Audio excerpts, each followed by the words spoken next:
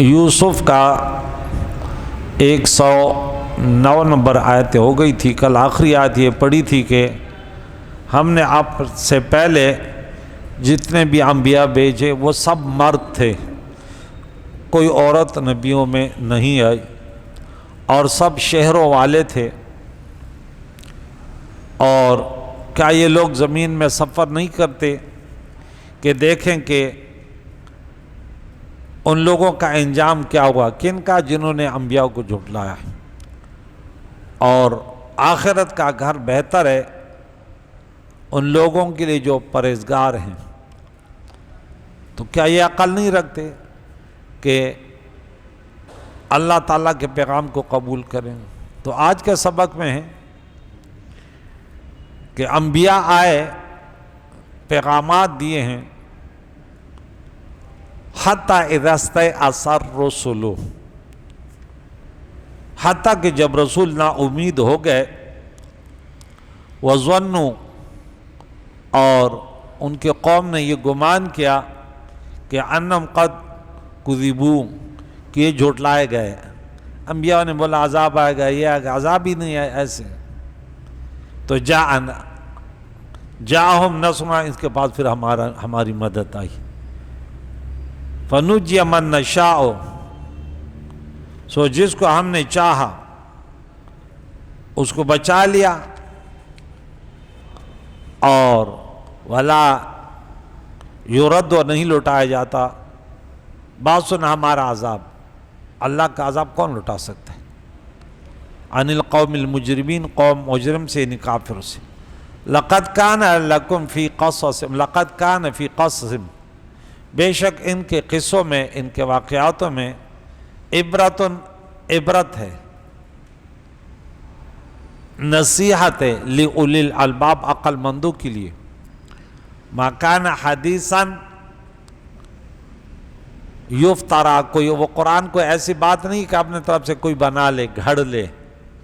ولیکن تصدیق الذی بین یدیہ، لیکن یہ قرآن تصدیق ہے اس کا جو پہلے گزرے، بین یدیہ، سے پہلے. اس کے بعد کوئی کتاب نہیں آئے گی تو اس کے ذکر نہیں. وتفصیل کل شیء، اور یہ قرآن ہر چیز کی تفصیل ہے. وہدی، ہدایت اور رحمت ہے. یؤمنون، ایمان والوں کے لیے، ہاں مومنوں کے لیے ہدایت، اور ہدن و رحمت، اور رحمت ہے. یہاں چند جملے مشکل ہیں کہ وَظَنُّوا أَنَّهُمْ قَدْ كُذِّبُوا یا كُذِّبُوا، اس کے تھوڑے توجیحات. اس آیت میں لفظ کذبو کی قرات دو طرح سے منقول ہے. ایک یہ کہ کذبو ذال پر تشدید کے بغیر، اور دوسری تلاوت اس کی ہے کذبو دال کے تشدید کے ساتھ. عاصم، حمزہ اور کسائی کے پہلی قرات ہے کذبو، اور باقی قراء کے کذبو. اگر یہ لفظ بغیر تشدید کے پڑھا جائے کذبو، تو اس کا نائب فعل رسولوں کی امتیں ہوں گے کہ جھٹلائے گئے. کذبو، جھٹلائے گئے. ان کے نائب فاعل رسولوں کی امتیں ہیں، ان کی امتیں. اور اس صورت میں اس کے دو معنی ہوں گے. ایک یہ ہوگا کہ جب رسول اپنے قوم کے ایمان لانے سے مایوس ہو گئے، اور قوم نے یہ گمان کر لیا کہ رسولوں نے ان سے جو مدد اور کامیابی کا وعدہ کیا تھا، تو وہ انہوں نے ان سے جھوٹ بولا تھا، تو اچانک ہماری مدد آپ پہنچی. یہ تفسیر مسلم نے حضرت ابن عباس سے روایت کی، جامع البیان حدیث نمبر 15219 میں. امام ابن جریر نے اس روایت کو اختیار کیا، اور ہم نے بھی اسی کے مطابق ترجمہ کیا. رسولوں نے مایوس ہو کر یہ گمان کر لیا. دوسرا معنی کہ ان سے جو وعدہ کیا گیا تھا وہ جھوٹا تھا، تو ہماری مدد آپ پہنچی. ابن ملیکہ نے اس تفسیر کو حضرت عبداللہ ابن عباس سے روایت کیا اور کہا کہ وہ رسول بشر تھے اور ضعیف تھے۔ جامع البیان نے یہ حدیث 15,227 میں ابن جریر نے کہا کہ میں نے بھی اسی طرح کہا، میں بھی اسی طرح کہتا ہوں جس سے عبداللہ ابن عباس کہا، اور ابن عباس نے یہ آیت پڑھی حتیٰ یقول الرسول والذین آمنوا معہ متی نصر اللہ ان نصر اللہ قریب، سورہ بقرہ کی جو 214 نمبر آیت ہے، کہ یہاں تک کہ رسول اور وہ لوگ جو ان کے ساتھ تھے کہہ اٹھے کہ اللہ کی مدد کب ہوگی، سنو اللہ کی مدد قریب ہے۔ ابن جریر نے کہا کہ ابن ملیکہ نے بتا کہ عبداللہ ابن عباس کا مذہب یہ تھا کہ رسول کمزور تھے اور انہیں گمان کر لیا کہ ان سے جھوٹا وعدہ کیا گیا تھا۔ استغفر اللہ۔ اب اس کے ہم جواب دیں گے۔ مفسرین نے کہا کہ ان کا یہ گمان ضعف بشریت کی وجہ سے تھا، مگر یہ بہت بعید ہے، یہ بات صحیح نہیں ہے کہ انبیاء بشر تھے، کمزور تھے، بشر تو تھے، لیکن یہ کہ اس طرح گمان کرنا یہ غلط ہے، کیونکہ عام مومن کے لیے بھی یہ جائز نہیں ہے کہ وہ یہ گمان کرے کہ اللہ نے ان سے جھوٹا وعدہ کیا، تو انبیاء ایسے کیسے کر سکتے؟ بلکہ اس گمان کی وجہ سے وہ ایمان سے خارج ہو جائیں گے، عام لوگ کہیں تو انبیاء سے کام کر سکتے ہیں، تو رسول کے حق میں یہ کس طرح جائز ہوگا کہ وہ اللہ تعالیٰ کے متعلق ایسا گمان کریں؟ خلاصہ ہے کہ امام رازی نے اس روایت کو رد کیا ہے۔ اس کے بعد امام رازی لکھتا ہے کہ خلاصہ اچھا کہ اگر اس آیت میں کذبو کے ساتھ ہو اور ظن بمانے یقین ہو کہ ظنو کے معنی انہوں نے یقین کیا، تو اس آیت کا معنی ہوگا کہ رسولوں نے یقین کر لیا کہ ان کی امتوں نے ان کی تکذیب کر دی اور اب وہ ایمان نہیں لائیں گے، تب انہوں نے ان کے خلاف دعائے ضرر کی اور اللہ تعالیٰ نے ان پر ایسا عذاب نازل کیا کہ ان کو ملیا مٹ کر دیا اور صفحہ ہستی سے مٹا دیا۔ اور اگر اس میں ظن بمانے گمان ہو تو اس کا معنی یہ ہو کہ جب رسول اپنے قوموں کے ایمان لانے سے مایوس ہو گئے تو انہوں نے یہ گمان کیا کہ یہ جو لوگ ایمان لا چکے ہیں وہ اب ان کی تکذیب کریں گے۔ رسول نے کافروں پر جس عذاب کا وعدہ کیا تھا وہ عذاب اب تک نہیں آیا، اور جب رسولوں نے اپنی امتوں کے متعلق یہ گمان کیا تو کافروں پر عذاب آ گیا، اور اللہ نے رسولوں کو اور مومنوں کو عذاب سے بچا لیا اور ختم ہو گیا۔ امہات المؤمنین عائشہ صدیقہ رضی اللہ تعالیٰ عنہا سے اس آیت کی بھی تفسیر منقول ہے کہ پیارے عقائد و جہان کی زوجہ ام المؤمنین عائشہ صدیقہ سے عروہ نے سوال کیا کہ سورہ یوسف کے جو 110 نمبر آیات اس میں لفظ جو کذبو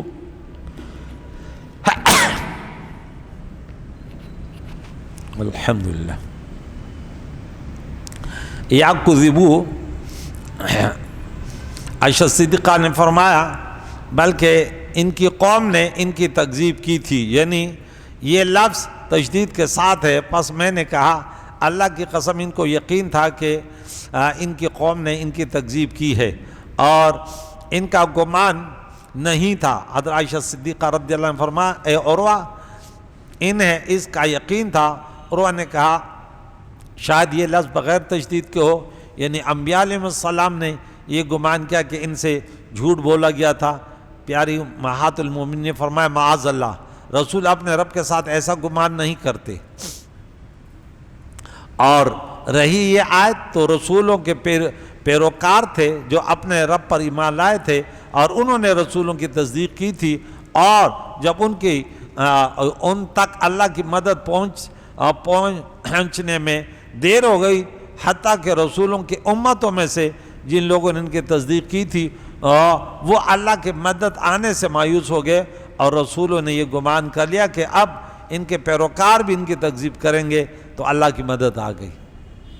جو عبداللہ ابن عباس کی طرف منسوب ہے تو وہ بھی کہ رسولوں نے امت کے بارے میں، وہاں امت جو موضوف ہے۔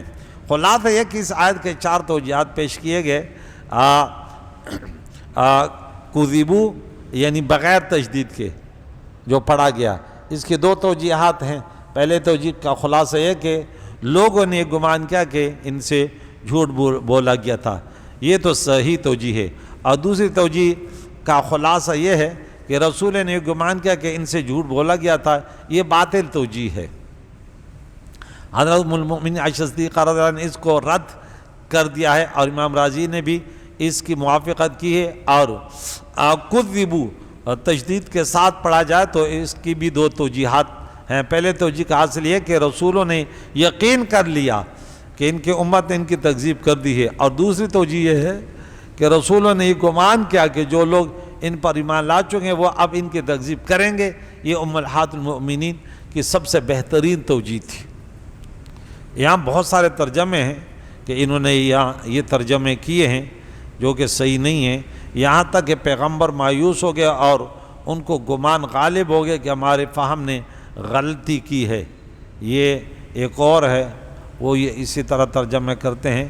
تو یہ کہ انبیاء نے یہ جو آیت مقدسہ ہے کہ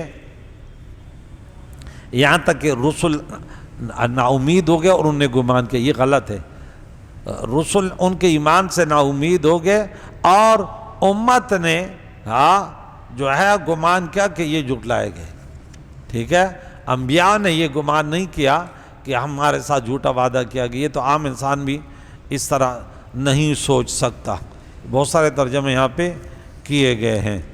آخر میں پھر کہا کہ بے شک ان کے قصوں میں، یہ پہلے ترجمہ کر دوں کہ ترجمہ تو کہ بے شک ان کے واقعاتوں میں عبرت عقل مندوں کے لیے، اور یہ کوئی اپنے طرف سے گھڑی ہوئی بات نہیں ہے، لیکن یہ تصدیق ہے اس کی جو اس سے پہلے تھے، اور ہر چیز کی تفصیل ہے، ہدایت ہے اور رحمت ہے ایمان والوں کے لیے۔ تو ان کے قصوں سے مراد یوسف علیہ السلام، ان کے بھائیوں اور ان کے والد کی قصے ہیں، اور کسی قصے کا حسن یہ ہوتا ہے کہ اس میں نصیحت اور حکمت ہو۔ اللہ تعالیٰ نے فرمائے اس میں عقل والوں کے لیے نصیحت ہے، یعنی جو واقعات میں غور اور فکر کریں کہ جو شخص کسی کے ظلم و ستم پر صبر کرے، اور جب اسے کوئی حسین جوان اور مقتدر عورت گناہ کی دعوت دے اور وہ اس سے اپنا دامن بچائے، خواہ اس کے نتیجے میں اس کو قید و بند کے مصائب اٹھانے پڑیں، تو اللہ تعالیٰ اس کو بہت عمدہ جزا دیتا ہے دنیا و آخرت میں۔ اور بھائی جو اپنے طاقت کے بل پر حضرت یوسف پر ظلم کر رہے تھے، ایک وقت آیا کہ وہ حضرت یوسف علیہ السلام کے پاس غلہ کی خیرات لینے آئے، اور وہ سب ان کے سامنے سجدہ ریز ہوئے۔ تو اسے معلوم ہوا کہ ظالم بالآخر ناکام ہوتا ہے، اور مظلوم کا انجام کار کام جو ہے وہ کامیاب ہوتا ہے۔ فرمایا قرآن کوئی من گھڑت بات نہیں ہے، یعنی پیارے عقائد و جہاں نے حضرت یوسف علیہ السلام کا قصہ بیان کیا ہے، یہ کوئی جھوٹ نہیں ہے بلکہ سابق آسمانی کتابوں کے موافق اور ان کے مصدق ہے۔ اور فرمایا اس میں ہر چیز کی تفصیل ہے۔ تو اس کے دو معنی، ایک یہ کہ اس میں حضرت یوسف کے قصے کی پوری تفصیل ہے، اور اس کا دوسرا معنی یہ کہ اس قرآن میں بندوں کی دنیا و آخرت کے فلاح کے متعلق تمام احکام شریعہ کی تفصیل ہے، اور ان کے رشد اور ہدایت اور اصلاح عقائد اور مبدا اور معاد کے تمام تفصیل اس میں موجود ہے۔ اس کا معنی یہ نہیں ہے کہ اس میں ابتدائے افرینش سے لے کر قیامت تک رونما ہونے والے تمام واقعات کی تفصیل ہے، اور آسمانی اور زمینوں کے تمام عقائد اور ان کے تمام اسرار اور رموز اور ان کے تمام منافع اور مدار کی تفصیل اس قرآن میں ہے، کیونکہ قرآن مجید تاریخ، جغرافیہ اور سائنس کی کتاب نہیں ہے، بلکہ یہ رشد و ہدایت کی کتاب ہے، اور اس میں رشد و ہدایت کے متعلق تمام تفصیل موجود ہے۔ نیز فرمایا ایمان والوں کے لیے ہدایت اور رحمت ہے۔ قرآن مجید ہدایت تو تمام انسانوں کے لیے، شور رمضان فی القرآن ھدی للناس تو ہے، لیکن اس کی ہدایت سے صرف ایمان والے فائدہ اٹھاتے ہیں، جیسے ھدی للمتقین آیت نمبر 2 میں سورہ بقرہ میں فرمایا قرآن ایمان والوں کے لیے ہدایت اور رحمت ہے، اور جو قرآن پاک سے منہ پھیرتے ہیں، ان کے تعلیمات پر عمل نہیں کرتے یا دین سے مذاق کرتے، تو پھر وہ اس میں شامل ہوتے ہیں کہ یہ دل بھی کثیر آیت نمبر 26 میں کہ اللہ ان سے بہت ساروں کو گمراہ بھی کرتا ہے۔ وَنُنَزِّلُ مِنَ الْقُرْآنِ مَا هُوَ شِفَاءٌ وَرَحْمَةٌ لِّلْمُؤْمِنِينَ وَلَا يَزِيدُ الظَّالِمِينَ إِلَّا خَسَارًا إِنَّ هَذَا الْقُرْآنَ يَهْدِي لِلَّتِي هِيَ أَقْوَمُ۔ سب سے سیدھا راستہ قرآن بتاتا ہے، اب عمل کرنے والوں کا کام ہے کہ اس پر عمل کرتے ہیں، یعنی کریم مولا سے دعائیں، سورہ یوسف کا اینڈ ہو گیا، ہم نے جو کچھ پڑھا سنا کریم مولا تیرے توفیق سے ہوا، کریم مولا جو صحیح پڑھا گیا سنا گیا یہ بھی تیرا کرم تھا، کریم مولا قبول فرما، جو ہم سے غلطیاں سننے میں اور پڑھنے میں ہوئی کریم مولا یہ ہماری کمزوریاں ہیں، کریم مولا تو رحیم اور کریم ہے، ہمارے گناہ و خطاؤں کو معاف فرما، ہمیں قرآن کو سمجھنے اس پر عمل کرنے پھر دوسروں تک پہنچانے کی توفیق عطا فرما۔ سورہ یوسف کے سننے والے، یہاں مسجد میں آ کر سننے والے یا سوشل میڈیا کے ذریعے، واٹس ایپ کے ذریعے، یوٹیوب کے ذریعے سننے والے جتنے بھی ہیں کریم اللہ تمام کے مرحومینوں کے لیے سال ثواب ہے، سب کے مرحومینوں کی مغفرت فرما، ان کے درجات بلند فرما، کریم اللہ جو بیمار ہے انہیں اس قرآن کی برکت سے خصوصاً سورہ یوسف کا سال ثواب ہے، کریم اللہ ان کی بیماریوں کو دور فرما، ان کی پریشانیوں کو دور فرما، کریم اللہ جو بھی تڑپیں امیدیں ہیں ان کی سب کی جھولیوں کو بھر دے، بے اولاد کو نیک و صالح اولاد دے، جن کے اولاد ان کے اولاد کی خوشیاں نصیب فرما، جو بے روزگار ہیں اچھے روزگار عطا فرما، جو بے گھر ہیں انہیں اپنے گھر عطا فرما، جو انگنت نعمت ہے تو نے اس پر شکر ادا کرنے والے بنا، جو ہمارے مقدر مشکلات اس پر صبر کرنے والے بنا، یا اللہ ہم سب کے مرحومین کی مغفرت، زندوں دین اسلام پر جن اس پر موت نصیب فرما، قرۂ ارض پر جتنے بھی مسلمان آباد ہیں سب کو امن کا جینا نصیب فرما، خصوصاً فلسطین کے مسلمانوں کے، یا اللہ تعالیٰ اسرائیل کے ظلم و ستم، غیر مسلموں کے ظلم و ستم سے یا اللہ انہیں امن عطا فرما، تو اللہ کل شیء قدیر ہے، یا الہ العالمین مسلمانوں کے خلاف جو بھی سازش ہوتی ہیں اس قرآن کی برکت سے اللہ ان کی سازش ہو، ان کے خفیہ تدبیروں سے اللہ کریم اللہ ہم سب کی حفاظت فرما، اور یا اللہ کریم اللہ ہم سب کی مدد فرما، انہیں نیس اور نابود کر دے، یا اللہ ہم سب کا خاتمہ بالخیر فرما، صلی اللہ علیہ محمد و صحبہ اجمعین برحمتک۔